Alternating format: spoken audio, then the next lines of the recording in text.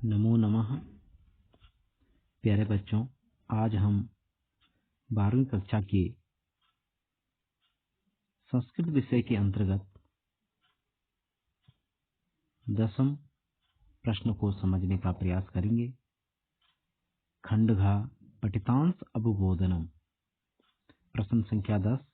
अधोलिखितम गद्यांशम पठित्वा प्रश्नान उत्तरत। तो प्यारे बच्चों, ये एक गद्यांश हमारे पास आता है और जिस पर आधारित हमें प्रश्न लिखने होते हैं, तो इनको आज हम समझने का प्रयास करेंगे। तो समझते हैं बेटा।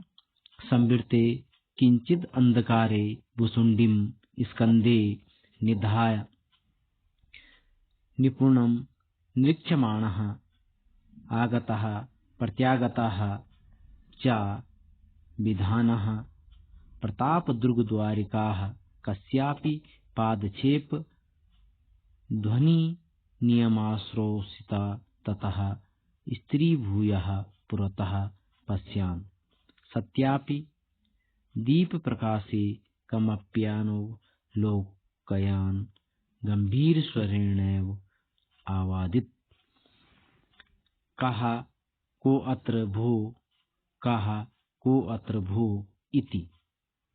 तो इस गद्यांश पर आधारित जो प्रश्नोत्तर हैं, उन प्रश्नोत्तरों को हम समझने का प्रयास करेंगे। तो प्यारे बच्चों, यहाँ पर जो प्रश्न दे रखे हैं, उन प्रश्नों को समझने का प्रयास करते हैं। एक पदेन उत्तरत। का द्वारिकाः किम स्कंदे निधाय आगता प्रत्यागतम विधानः आसीत्। तो ये प्रश्न हम अगर इस गद्यांश में ढूंढेंगे तो ये लिखा है, यहाँ पर आप देख लीजिएगा।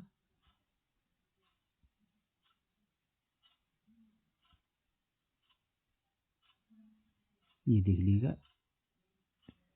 संवृते किंचित अंधकारे भुसुंडी स्कंदे निधाय निपुणम निरीक्षमाणा आगता प्रत्यागता च विधानः।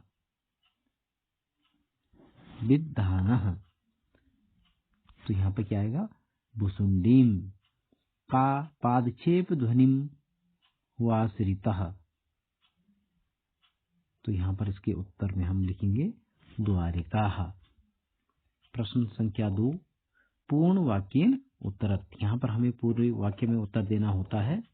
यहाँ पर लिखा है प्रश्न का, प्रताप दुर्ग द्वारिकाः किम अवादीत। उत्तरम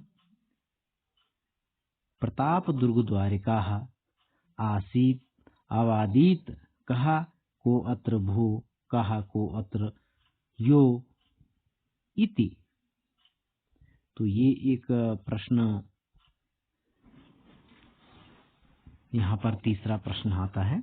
निर्देश अनुसारम उत्तर।